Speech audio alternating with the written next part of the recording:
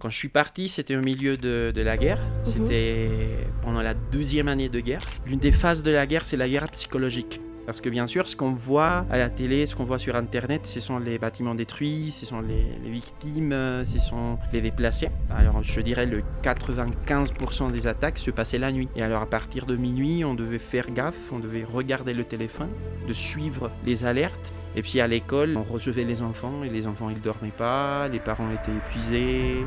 Le jour du bac, il y a eu une alerte aérienne, il a fallu s'adapter. C'est-à-dire, c'est le fait de dire l'Ukraine existe comme un pays indépendant avec sa propre langue, ses traditions, sa culture. Et cette réaffirmation identitaire passe par la langue. Après, la négation, ça, je sais pas, il y a des gestes. Je me rappelle. C'était au début de la guerre, j'étais pas en Ukraine, mais on m'a raconté que dans les librairies, on avait sorti tous les livres en russe pour les brûler. Je voyais pendant la récré les collègues ukrainiens qui devaient intervenir parce qu'ils s'ébattaient, par exemple. Et là, pourquoi ? Parce que lui, il a parlé en russe, par exemple. Quel est votre regard sur l'ONU, l'action de l'ONU et de tout ce type d'institutions en fait ? Ça peut paraître abstrait, finalement. Oui. L'ONU, c'est quoi ?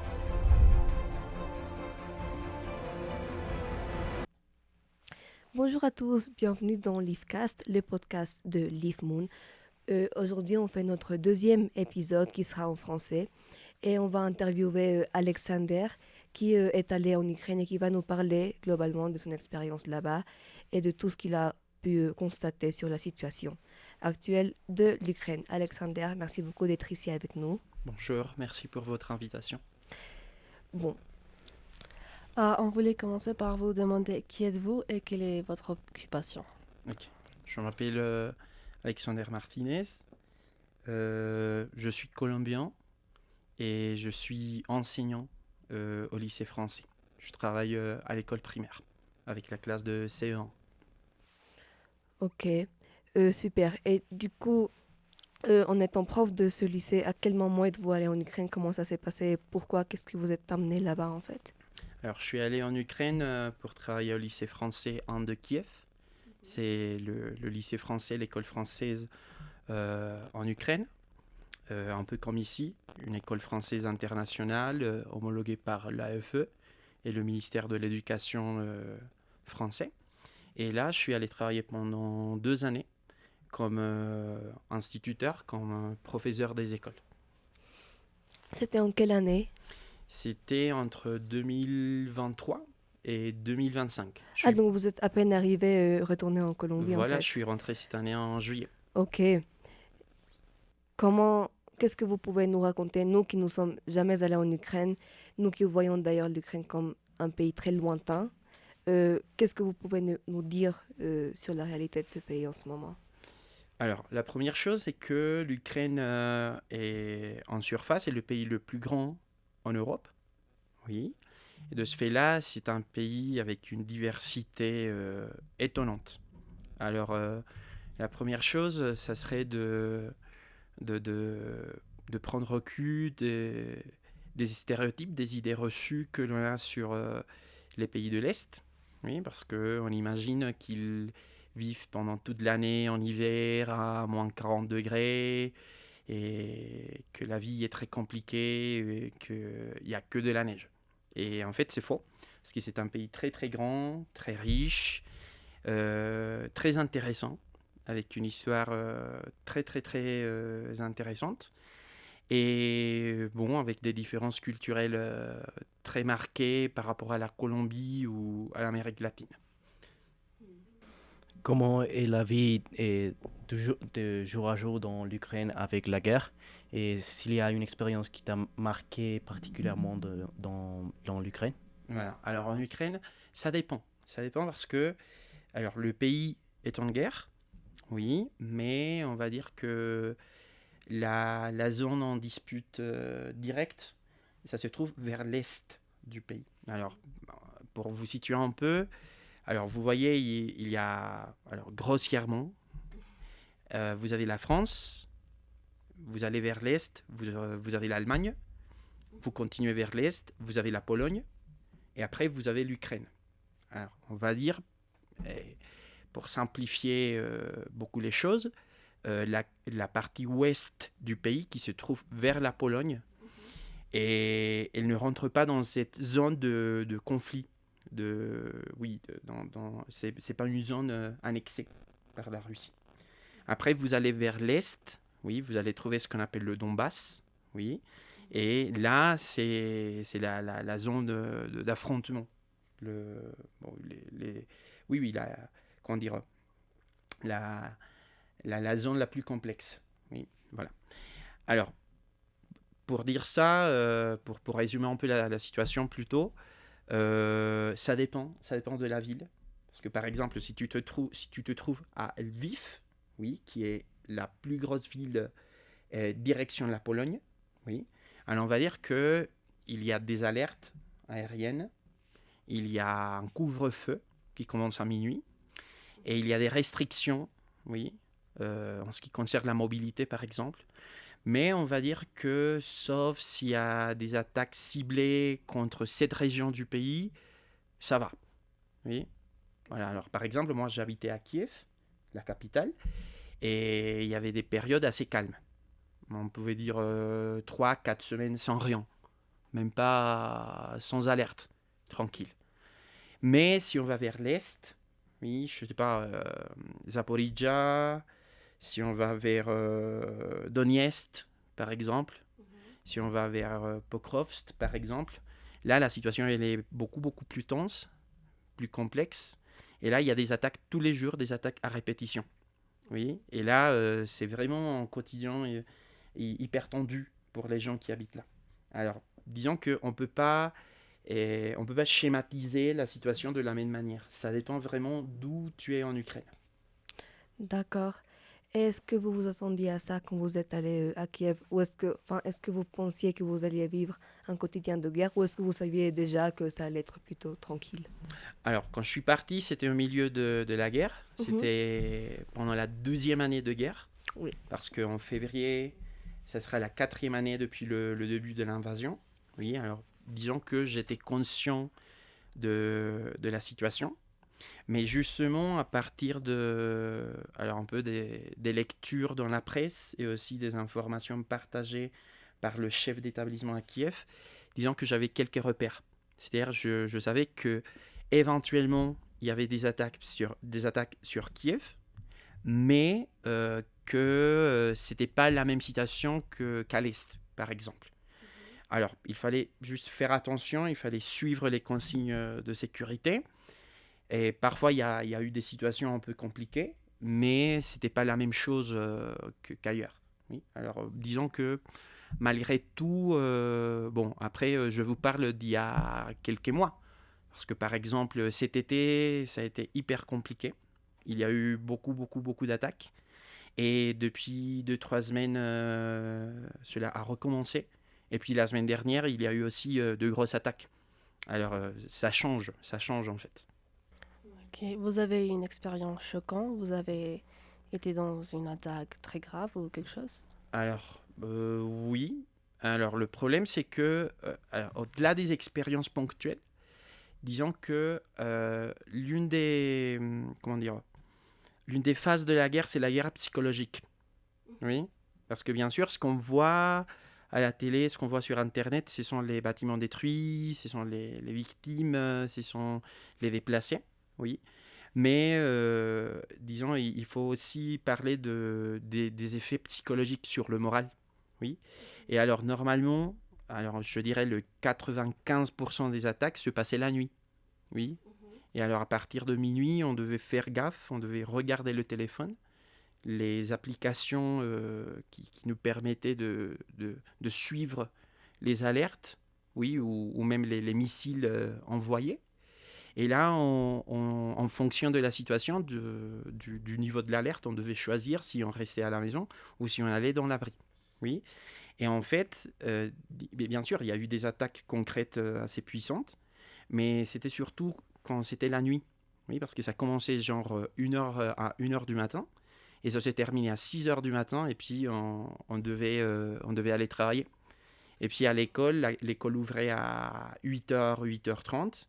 Et on recevait les enfants, et les enfants, ils dormaient pas, les parents étaient épuisés, les collègues n'avaient pas dormi. Alors, tu vois, alors c'était une situation assez compliquée. Et c'était le stress permanent plutôt. Mais pourquoi avez-vous décidé de partir En Ukraine, voilà. Oui. en Ouais, Ukraine, oui. c'est une question oui, c'est une question assez pertinente. Parce que je voulais travailler comme enseignant dans une école française. Mhm. Et puis là, ils avaient besoin d'enseignants et moi, je voulais travailler comme enseignant. J'imagine qu'il n'y avait pas beaucoup de gens qui voulaient aller en Ukraine, donc ça a été facile d'arriver au poste.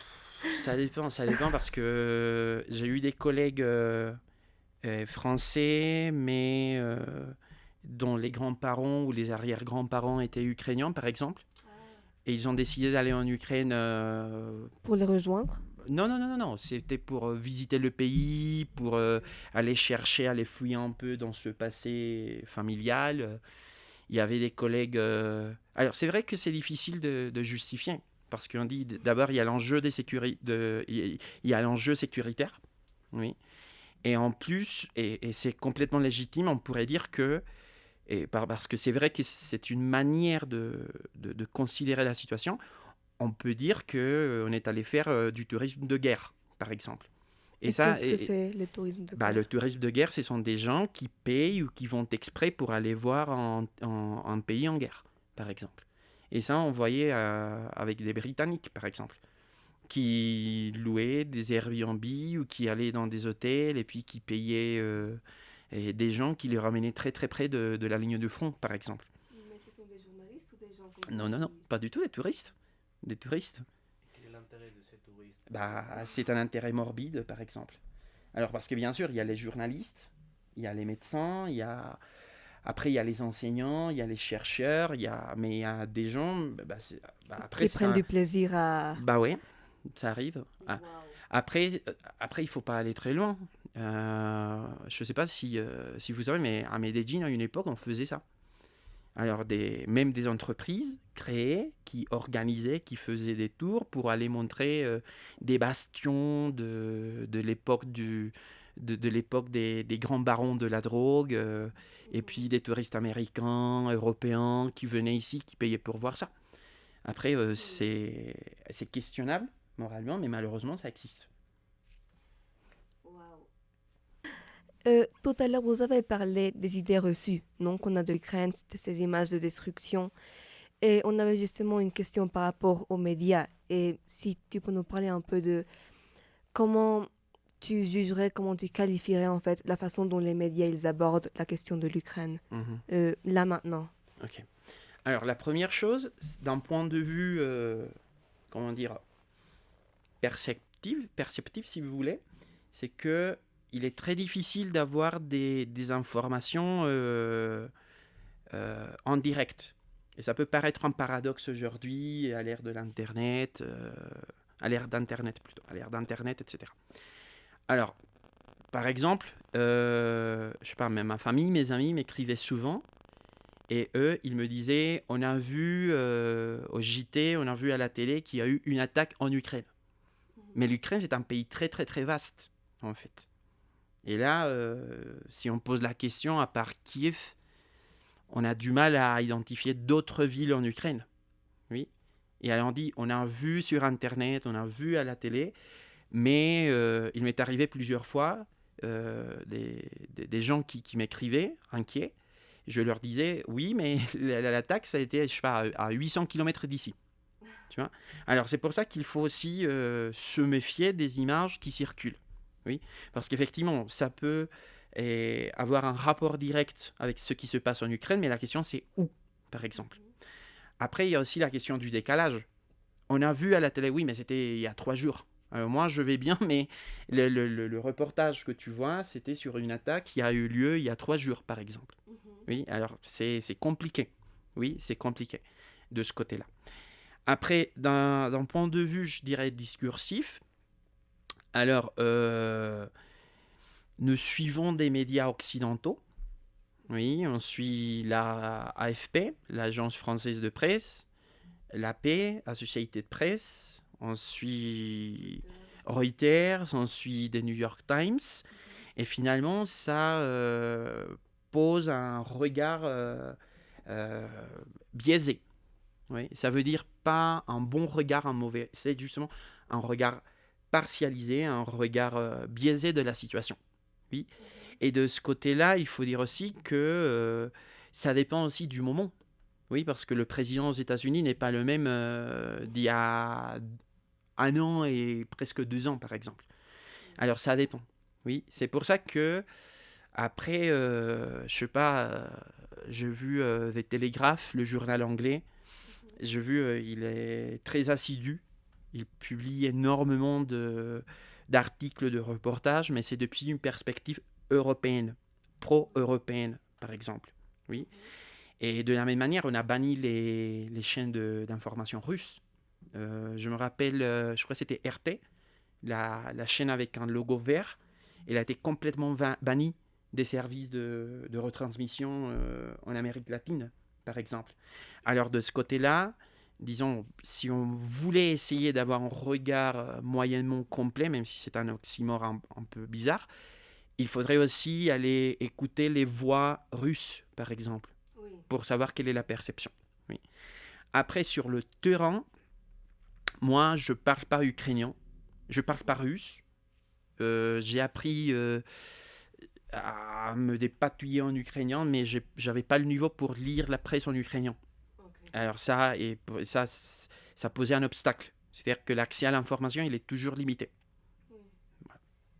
D'accord. Moi aussi, j'ai une question. Vous avez parlé de les États-Unis et j'avais une question c'était quel est le rôle de l'Europe et les États-Unis dans ce conflit?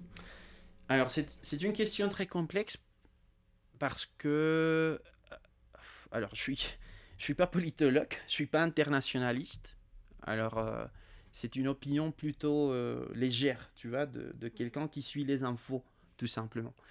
Mais si tu veux, le mot en commun entre les deux, c'est l'intérêt. C'est-à-dire, quel intérêt à défendre une certaine position dans le conflit.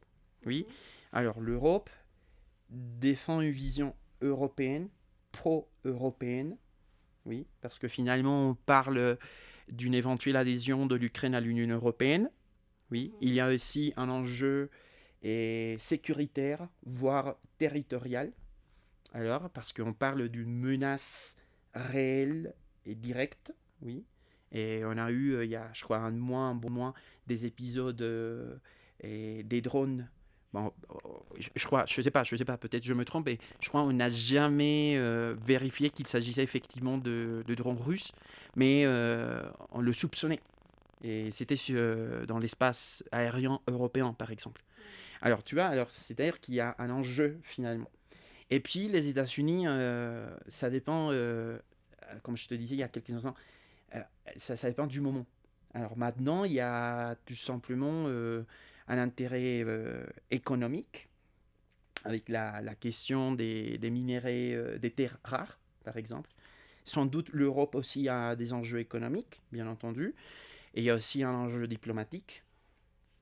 Et il y a un enjeu aussi géopolitique en termes de montrer qui a le pouvoir, quelle est la puissance, par exemple. Oui, alors, mais en tout cas, il y a des disparités, il y a des désaccords. Alors, il semble qu'il est difficile de se mettre d'accord, par exemple, sur certains points. Ok.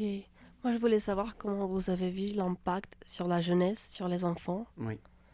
Alors, ça dépend beaucoup parce que, alors, je travaille à l'école française, oui. Alors, déjà, il y avait 2 écoles françaises. L'autre école, elle était à Odessa, vers le sud. Alors, on descend, on est à Kiev. Kiev est à peu près au centre du pays. Vous allez vers le sud, un peu comme si, je sais pas, si vous alliez vers... alors, il y a la mer Noire, après vous traversez, il y a la Turquie, par exemple, si vous pouvez vous situer un peu. Et l'école française d'Odessa, elle a fermé, je crois, 1 an après le début de la guerre. À cause de la guerre? Oui, parce qu'il y a eu des familles qui sont parties, les enseignants aussi, et la gestion de l'école, elle était très compliquée, alors on l'a fermée. Okay. Bon, mais alors, j'étais dans une école française, oui, un établissement privé, et un établissement privilégié. Oui, c'est-à-dire qu'il y avait un AMPA, bien sûr que oui, mais c'était pas le même que pour un jeune Ukrainien qui ne fréquentait pas, qui n'allait pas à l'école française. Oui. Alors nous avions énormément de chance, parce que l'école avait fait des travaux. Alors on descendait dans l'abri, parce que normalement il y avait des alertes pendant la journée. Alors vous êtes en cours, il y a une alerte, alors il faut aller dans l'abri, il faut continuer le travail, et il faut continuer. Même je me rappelle le jour du bac, il y a eu une alerte aérienne, il a fallu s'adapter, parler au jury, etc. Mais quand même, grâce aux efforts diplomatiques, parce que n'oublions pas que l'école française est une branche de la représentation diplomatique, l'école tenait et l'école fonctionnait, malgré tout. Après, une école publique, c'était complètement différent. Parce qu'il y avait des abris, mais quand il y avait une alerte, tout le monde descendait, mais on ne travaillait plus. On attendait la fin de l'alerte, ça pouvait durer 15 minutes, 30 minutes, 2 heures, 4 heures. Et puis, on voyait que ce n'était pas la même chose. Alors, par exemple, pendant les vacances, on voyait que les élèves avaient l'opportunité de quitter le pays. Et ça leur permettait de respirer un peu, de changer les idées. Et ce n'était pas la même chose pour un élève d'une école publique, par exemple. Tu vois, alors ça dépend énormément du lieu, du milieu, du contexte. Il y a des éléments à prendre en considération, par exemple. Après, qu'est-ce qu'on pourrait dire ? En général, il y avait un ressenti de peur, oui, parce qu'à l'école, surtout au lycée, on n'avait quasiment pas de jeunes hommes à partir de la seconde. Pourquoi ? Parce qu'il y avait la circonscription qui planait. C'est-à-dire qu'éventuellement, à 17 ans, on pouvait t'appeler pour rejoindre l'armée, par exemple. Et alors, nous avons eu des lycéens qui sont partis pour faire les classes de première et terminale à l'étranger, par exemple, dans un autre lycée. Oui. Alors, il y avait un peu l'incertitude, il y avait la peur, il y avait la lassitude aussi, parce que ça fera bientôt 4 ans. Hein, et continuer comme ça, ça fatigue, ça crève un peu, énormément, je dirais. Et puis, je sais pas, alors heureusement, après, ce sont des sujets hyper discrets. On n'en parle pas souvent, mais d'après ce que j'ai su, heureusement, aucun élève a été directement touché. C'est-à-dire, je ne sais pas, une perte ou quelqu'un sur le front, ce qui n'était pas le cas ailleurs. Oui. Alors voilà. Et puis, pour terminer, alors, comment dire, sur le plan moral, ou non, c'est pas sur le plan moral, je sais pas. Alors, je dirais que la représentation de la Russie, surtout chez les jeunes, a subi une transformation radicale quant à la perception. Pourquoi ? Parce que finalement, les parents de mes élèves, la plupart sont nés même à l'époque soviétique, c'est-à-dire avant 91.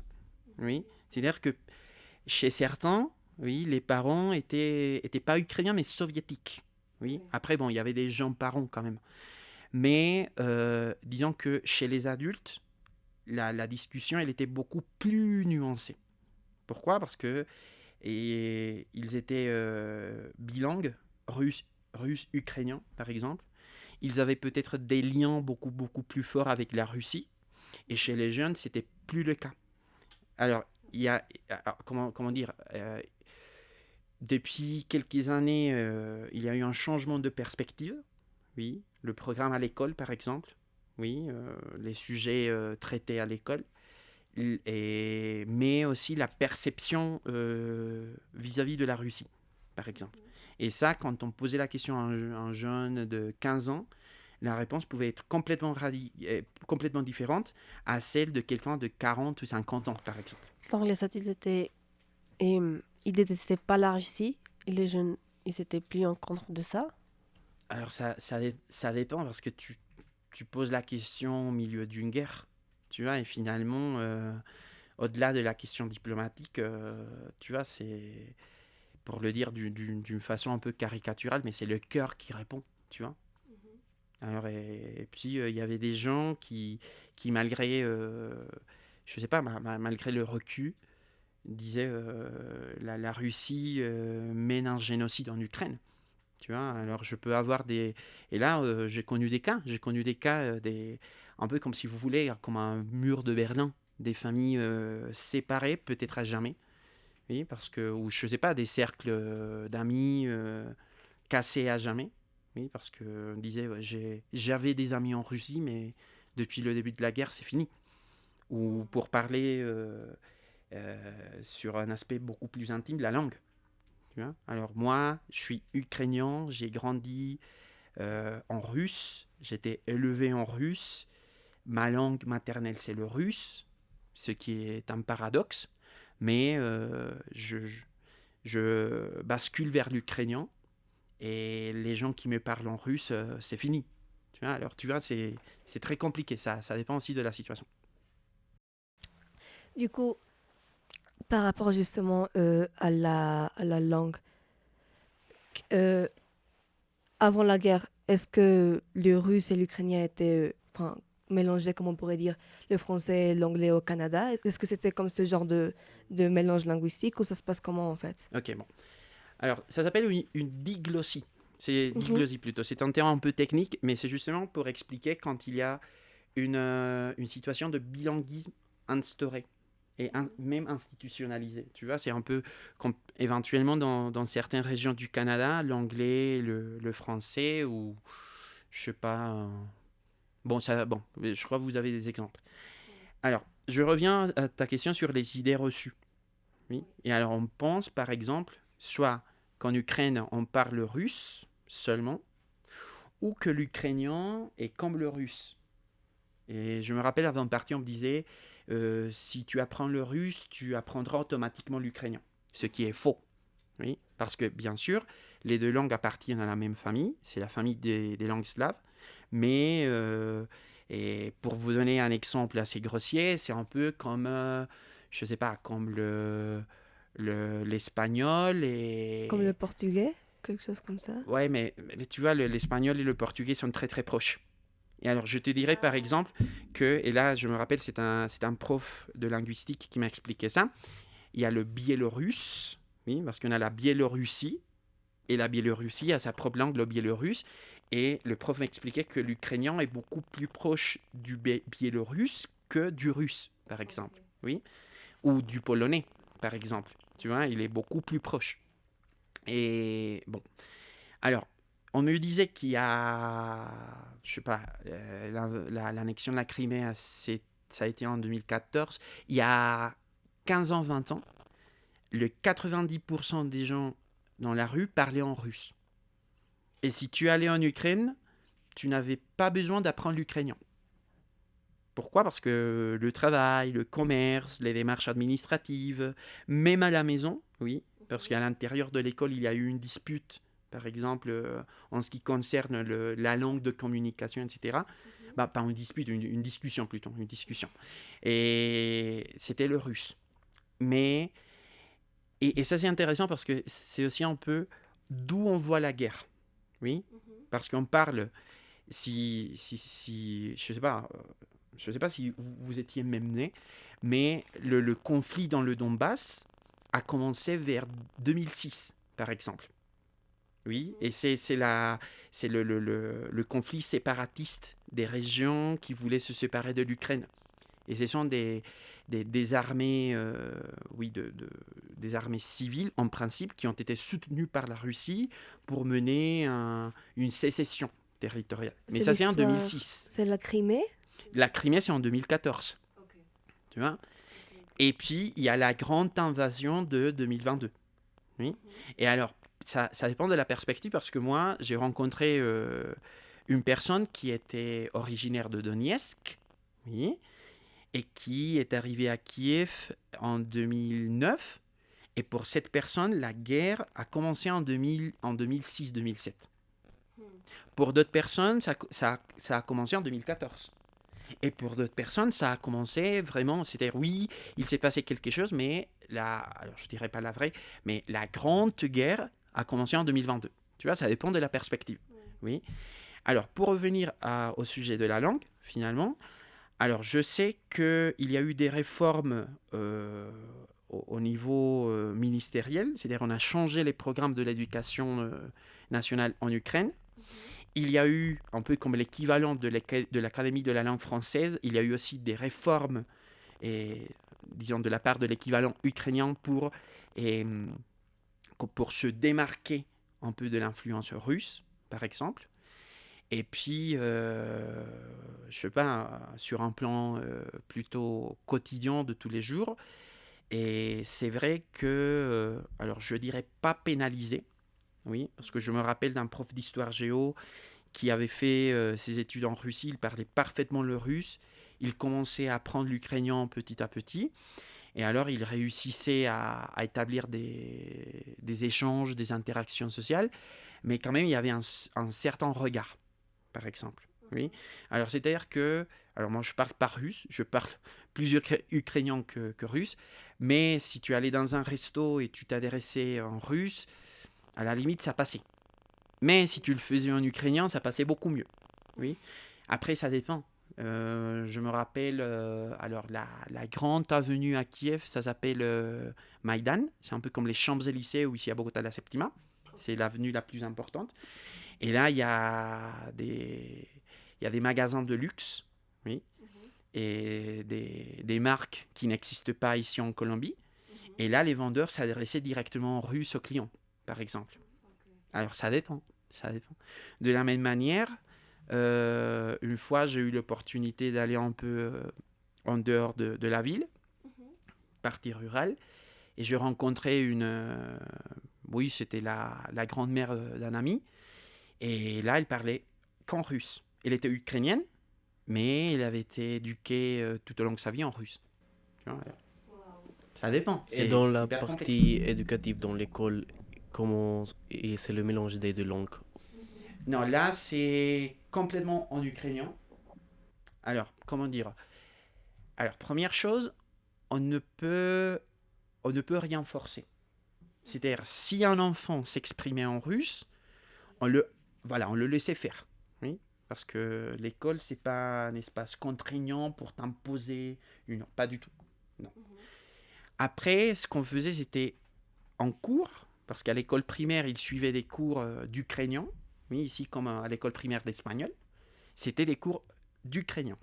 Voilà. Et en cours, parce que, alors je ne parle pas la langue, mais je faisais des cours en binôme avec des collègues ukrainophones. Et là, si un élève s'exprimait en russe, soit on lui demandait de s'exprimer en ukrainien, soit on lui apprenait comment le faire en ukrainien. Tu vois? Voilà. Après, avec les parents, c'était un peu plus compliqué parce que je me rappelle lors des réunions avec les parents, ils pouvaient s'exprimer en russe, il n'y avait aucun souci, mais mes collègues s'exprimaient toujours en ukrainien. Oui, par exemple. Alors, c'est une négociation, pas de problème.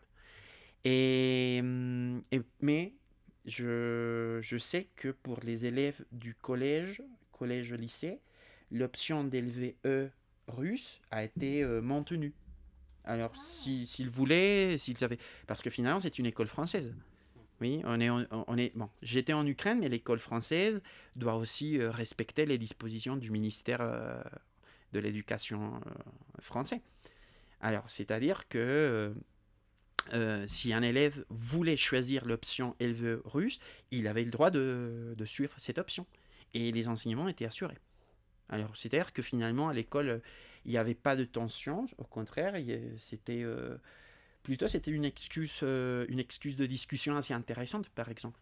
Mais après les cours, ça, on les faisait en ukrainien. Sauf le cours de russe qui a été maintenu. Ok, donc il avait comme je sais pas comment dire bien, comme une négation à la langue russe, mais pas totalement, mais on l'associait plus avec la russe et la guerre. Oui, mais plutôt dans l'espace public. Oui, et alors, je ne sais pas si vous connaissez un romancier présenté comme russe, mais d'origine ukrainienne, Pouchkine. Voilà, c'est un écrivain, après si vous cherchez sur Internet, c'est peut-être l'écrivain russe le plus important de tous les temps. Et en fait, les statues qui faisaient honneur à Pouchkine ont été démontées. Et des parcs à Kiev, par exemple. Tu vois, où je me rappelle, bon, c'est ça, on l'a fait avant mon arrivée. Les noms des stations du métro ont été changés. Oui. Et alors, je sais pas, je me rappelle d'une station qui s'appelait quelque chose comme Place. Qui a écrit Guerre épée, j'ai oublié. Le grand roman. Tolstoï. Et Place Tolstoï, mais ça c'était avant la guerre. Oui. Et après le début de la guerre, on a changé le nom. Oui, parce que ça faisait allusion à un écrivain russe, tu vois, par exemple. Après, je me rappelle plutôt sur un plan anecdotique d'un collègue qui nous a raconté. Après, nous étions des adultes, les profs ont une vie. Alors après l'école, on sort, on va au resto, on va boire quelque chose. Et un collègue qui nous a raconté qu'il échangeait avec quelqu'un et c'était un collègue. Et ça, oui, je me rappelle très bien parce que lui, il habitait à Odessa. Il a habité pendant 12 ans à Odessa. Ça, c'est dans le sud. Et Odessa, c'est une ville ukrainienne, mais c'est une ville russophone. Et là, il avait appris le russe. Et c'est un peu le paradoxe. C'est un peu comme, je sais pas, tu viens vivre en Colombie, mais tu apprends pas l'espagnol, mais tu apprends le portugais. Je sais pas, parce que tu habites à Laetitia, à côté de la frontière, par exemple. Et alors, il habitait en Ukraine depuis plus de 10 ans, mais il parlait pas l'ukrainien, mais il parlait le russe. Et alors, sa langue d'expression spontanée, c'était le russe. Et après, il travaillait à l'école à Odessa qui avait fermé. Il vient nous rejoindre à Kiev. Sa langue d'expression, c'est le russe. Et une fois, lors d'une soirée, il nous raconte un peu saccadé qu'il y a eu un échange assez tendu avec quelqu'un qui lui a reproché de parler en russe, par exemple. Et la personne s'est fâchée, essentiellement. Alors, ça peut arriver. Donc on peut dire qu'il y a comme un conflit culturel donc avec cette partie russe et cette partie comme ukrainienne, comme un conflit. On peut dire que une partie des Ukrainiens comme veulent éliminer cette partie russe et comme il y a des personnes qui soutiennent comme des habitudes comme russes. Mais en même temps, il y a aussi une cohabitation, justement, comme on a vu. Si ce n'est pas une opposition complète russe versus ukrainien, mais on a aussi, justement, contrairement à ce qu'on pourrait penser, on a aussi une cohabitation. Voilà, en fait, c'est le mot. Et effectivement, il y a un conflit très très complexe, mais il y a et il y aura une cohabitation. Surtout parce que, alors je ne suis pas chercheur, mais on se disait un peu légèrement parmi les collègues qu'il suffirait de moins 2, 3, voire 4 générations pour voir le changement vers l'ukrainien comme langue spontanée d'expression, comme la première et la seule langue maternelle. Tu vois, et là, je me souviens beaucoup de la prof d'anglais. Elle était originaire d'Odessa, c'est-à-dire elle était ukrainienne, oui, mais elle disait ma langue maternelle c'est le russe, parce que c'est comme ça que j'ai été élevé. Et en fait, ici à l'école, parce que justement, c'est un peu la question que tu m'as posée il y a quelques instants, ici je m'exprime en ukrainien, mais moi je termine la journée crevée, lessivée, parce que pour moi c'est un effort de parler en ukrainien pendant toute la journée. Mais à la maison, je parle en ukrainien à ma petite fille de 3 ans. Et alors, finalement, il y a une cohabitation. Oui. Et alors... Attendez, elle parlait en ukrainien à sa fille de 3 ans? Oui, parce qu'elle est née en Ukraine, elle est ukrainienne. Mais la langue maternelle de sa mère, de ma collègue, était le russe. Voilà. Et c'était très intéressant parce que je me rappelle, lors des réunions avec les parents, elle traduisait en ukrainien et parfois elle disait, moi je connais le mot en russe mais pas en ukrainien par exemple, pour dire telle ou telle chose. Alors finalement c'est ça, c'est une cohabitation. Et puis quand on pouvait discuter de ce sujet avec elle, alors une question un peu banale, et quand tu te fâches avec ton mari, vous parlez en quelle langue? Bah c'est un mélange. Vous voyez, c'est ce qu'on appelle en linguistique un sabir. C'est un peu les deux.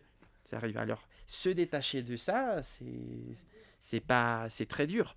Ou de la même manière, je sais pas, j'avais des collègues qui avaient changé depuis des années, mais qui me disaient quand je vais rencontrer mes parents, bah on parle en russe finalement. Et c'est pas qu'ils sont pro-russes, c'est tout simplement Qu'ils s'expriment en... Voilà, ils ont 70, 80 ans, alors je ne sais pas si on pourrait leur demander d'apprendre une nouvelle langue, par exemple. La première partie de ta question. Si vous voyez qu'il avait un rejet, je crois, comme une négation à cette Une culture. volonté de changer un Oui, peu la voilà, culture du russe. gouvernement de quitter toute cette partie russe. Là, oui, bien sûr, parce qu'il faut pas oublier que, outre la partie territoriale, ce qui est en jeu aussi, c'est l'identité, l'existence même de l'État ukrainien. Oui, c'est-à-dire c'est le fait de dire l'Ukraine existe comme un pays indépendant avec sa propre langue, ses traditions, sa culture. Et cette réaffirmation identitaire passe par la langue. De dire, à un moment donné, pour telle ou telle raison, c'est vrai quand, je sais pas, on utilisait le russe, ou telle station de métro avait le nom d'un écrivain, mais maintenant, ça suffit, et c'est l'ukrainien, et c'est l'Ukraine. Et alors, là, l'expression que tu as utilisée est très juste, parce que c'est une volonté de réaffirmation identitaire, c'est ça. Oui. Après, la négation, ça, je sais pas, il y a des gestes. Je me rappelle... c'était au début de la guerre, j'étais pas en Ukraine, mais on m'a raconté que dans les librairies, on avait sorti tous les livres en russe pour les brûler, par exemple.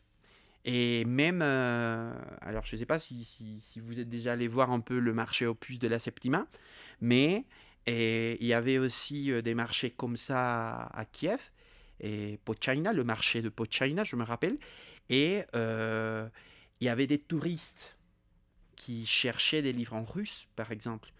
Alors, j'essaye pas de les justifier, mais les réactions des bouquinistes étaient assez fermes, par exemple.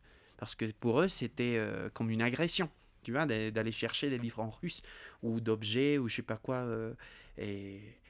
relatifs à la culture russe, par exemple. Oui. Alors c'est pour ça qu'il faut distinguer le plan... le plan diplomatique, le plan politique et du plan quotidien de la vie de tous les jours, par exemple, tu vois. Parce que bien sûr, j'imagine pas le président Zelensky qui utilise le terme négation, mais sur un plan de tous les jours, ça peut arriver, par exemple. Oui. En pensant aux enfants, on sait qu'ils absorbent beaucoup les avis de leurs parents, les mots de leurs parents. Est-ce que vous avez jamais remarqué ou entendu, comme parmi les élèves, surtout les plus petits, comme qu'ils abordèrent la question de la guerre ou de la langue, par exemple, comme « Ah, pourquoi tu parles en russe, c'est n'importe quoi ?» Bien sûr, tous Oui. les jours, tous les jours. Alors pour moi, ça planait, parce que moi, je comprenais pas les deux langues. Oui, mais je voyais pendant la récré les collègues ukrainiens qui devaient intervenir parce qu'ils s'ébattaient, par exemple.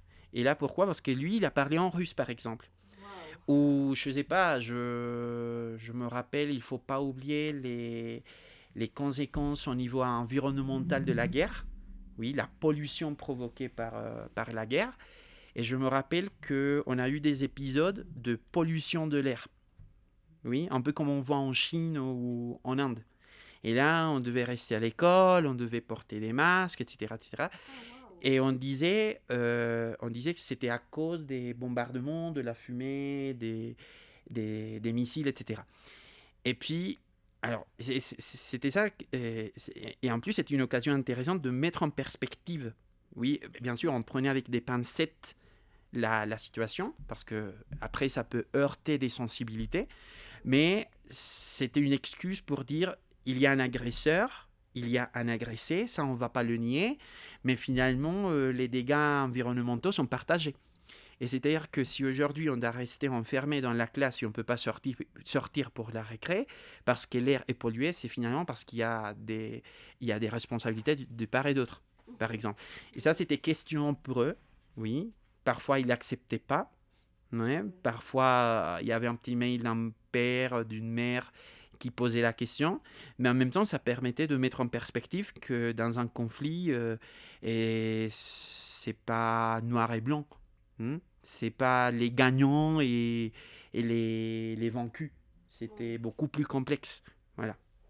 Est-ce que, par exemple, les profs d'histoire géo ou de quoi que ce soit, est-ce qu'il y a une interdiction explicite d'aborder l'histoire, par exemple, de l'Union soviétique et enfin, la question russe, la question comme de la relation Ukraine-Russe, est-ce qu'elle est explicitement interdite à l'école? Pas à l'école française. Pas à l'école française, ok. Pas à l'école française. À l'école française, après, il peut y avoir des adaptations. Peut-être dans tel sujet, voilà. Mais à l'école française, on suit le programme de l'éducation nationale, du ministère. Voilà. Après, à l'école publique, je sais qu'il y a eu des changements.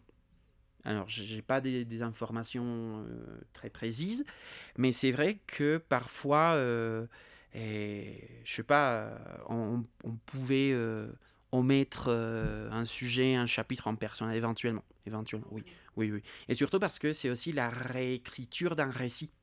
Hein.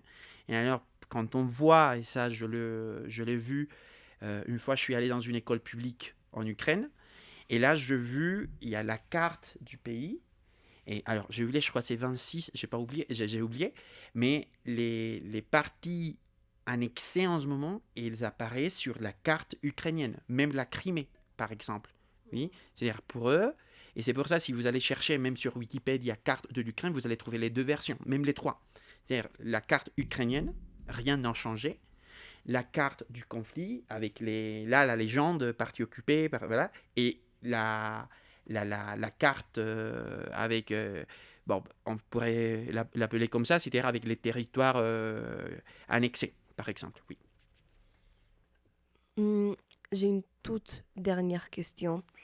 En parlant justement de l'écart entre le plan diplomatique et le plan quotidien, quel est votre regard sur l'ONU, l'action de l'ONU et de tout ce type d'institutions en fait, et leur impact concret sur la vie quotidienne, peut-être? Bon, c'est vrai que ça peut paraître abstrait, finalement. Oui, l'ONU, c'est quoi? Ouais. Et en dehors de cet espace, oui, il y a énormément de gens qui ne connaissent pas l'ONU. Ouais. Ou à quoi ça sert, ou quelle est sa mission, ou je sais pas quoi. Et en plus, et ça date d'il y a quelques temps, on met en cause, oui, l'utilité, la fonctionnalité des institutions de gouvernance internationale, par exemple. Oui, parce que c'est un peu abstrait, alors on a du mal à voir les effets concrets de son travail, de sa gestion. Alors, cependant, je crois, alors je fais pas la défense de l'ONU en tant qu'elle, parce qu'en plus, je trouve qu'il y a pas mal de dysfonctionnements. Mais je crois que, alors, il y a pas mal de missions remplies. Alors, par exemple, c'est une tribune, tu vois, parce que après, vous pourriez me corriger, mais je crois que après la FIFA, l'ONU, c'est l'organisation internationale avec le plus de pays au monde. Mais je crois que c'est seulement la FIFA, l'organisation pour le foot, qui dépasse la quantité de pays représentés, par exemple. Ou peut-être le comité olympique, mais je ne sais Voilà, pas oui, non plus. c'est une organisation sportive. Mais en Oui. tout cas, c'est-à-dire que c'est l'opportunité pour dire au monde ce qui se passe. Oui, comme ce fut le cas en septembre lors de l'Assemblée générale. Tu vois, premièrement, c'est une tribune très importante. Après, ça permet de documenter, parce qu'il y a des commissions d'enquête, oui, et ça permet de garder la trace de ce qui se passe, surtout quand on a parlé du récit, oui, des médias, de ce qu'on raconte, de ce qu'on raconte pas, voilà, ça aide aussi. Et alors, quoi d'autre l'ONU? L'ONU, c'est un interlocuteur, finalement. Alors, je ne connais pas le rôle de l'ONU en ce moment quand il y a des pourparlers. Oui, je ne sais pas s'il y a un délégué ou quelque chose comme ça, mais finalement, c'est aussi un interlocuteur pour dire ou proposer quelque chose. Voilà. Disons que ça aide éventuellement à entamer un dialogue entre deux acteurs antagonistes. Tu vois? Alors, pourquoi pas? Et finalement, sur un plan beaucoup plus concret, il y a des missions d'aide humanitaire de l'ONU en Ukraine, dans les zones occupées.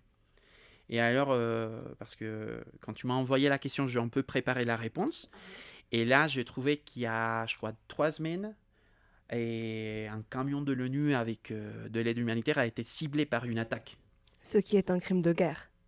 il me Exactement, semble. c'est un crime de guerre. Voilà. Et c'était en zone occupée, un missile russe qui a touché un camion. Voilà. Mais en ce moment, il y a l'hiver qui approche. Ouais. Et l'hiver approche. Il y a des coupures d'électricité en ce moment. La menace de coupure de gaz, de rationnement de gaz plane. Et puis, il ne faut pas oublier, c'était peut-être la deuxième question que vous m'avez posée. Ça dépend de la ville. Parce que l'effet n'est pas le même, je ne sais pas, à Zaporizhzhia ou à Kharkov qu'à Kiev. Oui, parce qu'on a d'autres besoins. Et là, parmi d'autres organisations, l'ONU envoie, oui, de l'aide humanitaire. Et ça, c'est une aide concrète qui peut sauver des vies. Voilà. Et puis pour terminer, je crois, alors je l'espère bientôt, quand la guerre se terminera, et l'ONU et d'autres organisations rempliront un rôle des garants pour éviter la répétition des agressions. Pour dire, il y a eu un conflit, il y a eu des négociations, ça s'est terminé sous telles conditions. Et là, notre mission maintenant, c'est de vérifier et de rassurer les gens, la communauté internationale, que cela ne va plus se reproduire. Un peu comme en Corée, par exemple. Voilà. Parce que là, vous avez vu, il y a la zone démilitarisée qui fixe c'est un parallèle, je crois, c'est le parallèle 58, je me trompe peut-être, sans doute, qui est une zone, on va dire une zone grise.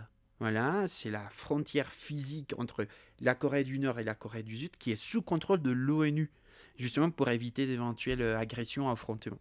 C'est la même chose. Alors l'ONU, dans ce cas-là, c'est un garant des accords trouvés. Oui, de ce qui se passera après, en fait. Voilà, ouais, c'est ça. Après, si tu me permets un dernier commentaire, Oui, il oui. ne faut pas oublier que mon témoin, oui, ce que je vous raconte, c'est aussi une partie du récit, c'est un fragment. Oui, parce que moi, j'ai rencontré justement, c'était un Colombien, mais qui habitait en Russie. Il est rentré à peu près en même temps que moi. Et là, ça peut paraître bête, mais c'est la réalité. C'est-à-dire, je me désole profondément des victimes ukrainiennes. Quand je vois sur YouTube, sur les réseaux sociaux, des nouvelles, des infos sur les attaques. Mais en même temps, il ne faut pas oublier qu'en Russie, il y a aussi des victimes. Oui. Et il ne faut pas non plus oublier que la Russie ne se réduit pas à une seule figure, à une seule personne. Ouais. Et finalement, malheureusement, en ce moment, il ne faut pas oublier ce que la Russie représente pour nous en tant que patrimoine. Voilà. Et c'est pas pour ça que cette idée de mettre une couverture de pays agresseurs méchants. Alors, je vous ai dit, il y a eu une agression. On a bien identifié l'agresseur. On espère bien qu'il y aura des conséquences sur le plan diplomatique, économique, même pénal. Oui. Mais cela ne veut pas dire que tous les Russes cherchent l'extermination de l'Ukraine. Voilà. Parce que de la même manière, il ne faut pas oublier que, et là tu as utilisé le terme cohabitation, ce sont des liens tellement imbriqués, tellement profonds, oui, que la seule idée de les couper comme ça, ça fait aucun sens. Et c'est pour ça qu'il faut aussi chercher à complexifier la perspective. Moi, j'ai vécu à Kiev, c'était la capitale, c'était le quartier diplomatique, c'était une bulle. Alors la perspective de quelqu'un qui habitait vers les bords de la ville est différente. Quelqu'un qui habite près de la Russie, quelqu'un qui habite en Russie, ça peut changer. C'est pour ça qu'il faut chercher à complexifier un peu le récit. Et il ne sera jamais complet, il ne sera jamais total, ce qu'on peut dire sur le conflit. Oui. Mais comme c'est intéressant de voir comment dans un espace privilégié, comme c'était le lycée français, il était affecté. Et penser comment les espaces comme les écoles publiques ou les villes qui étaient plus proches à la frontière, ils pouvaient être plus affectés. Et Voilà. c'est dur. Et si tu veux, moi, alors malgré tout, et là, il faut saluer les efforts de l'AFE, du ministère, etc., parce qu'ils ont tenu. Et l'école est ouverte. L'école a fermé, je crois, pendant 4-5 mois. C'était tout au début de la guerre. Et après, l'école n'a jamais fermé. Et ça montre aussi la ténacité et la volonté de la part des diplomates en France, de la représentation française en Ukraine. Mais j'ai connu des gens qui... Alors, parce qu'il ne faut pas oublier qu'avant la guerre, il y a eu la pandémie en Ukraine. Et moi, j'ai rencontré des gens à l'université qui me disaient, ça fait 5 ans que j'étudie en ligne. Parce que j'ai eu la pandémie, j'ai eu la guerre, j'ai fini l'école secondaire en pleine guerre et maintenant je suis à l'université et à cause de la situation de sécurité, je ne peux pas aller et suivre mes cours en présentiel. Et on voit heureusement des élèves du lycée français qui, après avoir obtenu leur bac, sont partis en France, heureusement. Mais tu vois, c'est pas du tout la même situation, c'est pas du tout les mêmes moyens, tu vois. Pour terminer, on voulait faire la question un peu de la phrase. La phrase c'est que l'urgence n'éclipse pas notre phronésis. Du coup, chaque année dans notre modèle ONU, on a une phrase qui a pour objectif de guider un peu nos débats et la perspective qu'on aura sur eux. Et cette année, la phrase, c'est que l'urgence n'éclipse pas notre phronésis. Et du coup, l'idée de phronésis, c'est en fait un mélange, une cohabitation entre la raison et l'action. Donc, on a remarqué dans le club ONU qu'on vit dans des moments de beaucoup d'urgence dans la scène internationale et que l'urgence, elle peut nous paralyser, mais elle peut aussi être un moteur pour justement agir. Donc, on voulait savoir quelle est ton approche à cette idée. Moi, je retournerai complètement l'idée. Alors, moi, j'adore un journal français qui s'appelle Le Monde diplomatique. Et là, ils disent on s'arrête, on réfléchit. Et alors, c'est au contraire. C'est tout le contraire parce qu'on cherche ce qu'on appelle l'ataraxie. Oui, c'est-à-dire la ataraxie, c'est la contemplation. Oui, tu t'arrêtes et tu fixes ton regard ou ta pensée sur quelque chose. Oui, et c'est-à-dire l'action, elle est nécessaire. Oui, la tension entre verbe et res, la res, l'action, le mouvement, voilà. Mais en même temps, on doit s'arrêter. Oui. Et c'est pour ça que même si on voit qu'en ce moment, il y a des discussions en Suisse, en Turquie, alors c'est hyper compliqué. Oui, parce qu'on sait que tous les jours, il y a des pertes humaines. Oui. Mais en même temps, ça peut paraître d'abord paradoxal, mais en même temps, alors quelqu'un pourrait dire à juste titre, c'est irrespectueux parce que moi, je ne suis pas en Ukraine, ça ne me touche pas directement. Mais malgré tout, il faut prendre le temps pour s'arrêter, oui, et pour être capable de peser la situation. Oui. Et alors, effectivement, même si l'urgence, c'est une redondance, si l'urgence est pressante, oui, si l'urgence presse, il faut s'arrêter. Et là, pour réfléchir justement. Oui. Oui, je pense que quand on s'intéresse au monde, on est toujours en fait à mi-chemin entre un peu prendre une distance et observer et réfléchir, mais aussi on sent un peu et moi qu'est-ce que je fais? Moi quel rôle je peux adopter justement et même si c'est un conflit tellement lointain, est-ce qu'il y a quelque chose qu'on peut ou qu'on devrait faire au-delà de la réflexion? Donc Alors, on doit terminer, mais si tu veux, alors malheureusement, je crois qu'on n'est plus à mi-chemin. Je crois qu'on est plus du côté de la vitesse parce que tu vas très vite. Tu vois, c'est l'instantané. Tu vois, sur Internet, tu peux tout trouver maintenant. Et là, ça fait partie malheureusement de notre ADN ou de l'ADN de cette génération. Si c'est pas rapide, ça vaut rien, ça vaut pas la peine. Voilà. Et c'est tout. C'est les appareils, les réseaux sociaux, l'accès à l'information, tout. Tout doit se passer maintenant. Voilà. Parce que sinon, on jette, par exemple. Et je crois au contraire qu'on devrait revenir à ce mi-chemin. Oui, entre la vitesse, entre l'urgence, mais aussi la réflexion. Oui. Et après, c'est un conflit lointain. Tu as raison, parce qu'il y a plus de 10 000 km entre la Colombie et l'Ukraine, mais il y a des effets aussi. Il y a des effets au niveau diplomatique, parce que finalement, les puissances doivent envoyer de l'argent pour aider l'Ukraine, et peut-être c'est de l'argent qui pourrait aider des pays comme la Colombie. Il y a aussi des questions liées à la circulation de produits, parce que n'oublions pas que la mer Noire, elle est bloquée. Voilà, et c'est le transit des biens, voilà. Et il y a aussi des problèmes liés à la question énergétique, par exemple. Alors, c'est vrai qu'il n'y a pas un effet direct sur notre quotidien, mais il faut aussi relativiser cette idée de conflit lointain. Parce qu'il y a aussi... on peut être touché, finalement, par la guerre en Ukraine. Et rien n'est jamais tellement lointain de nos jours. Bon, je pense que c'est énormément, c'est très complet. Merci beaucoup. Est-ce que quelqu'un de voix, quelques mots, pour finir, quelque chose qu'il faudrait ajouter?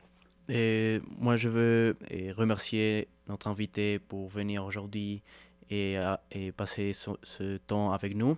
Ça a été une conversation très enrichante et on a appris beaucoup sur les conflits de l'Ukraine, de la culture.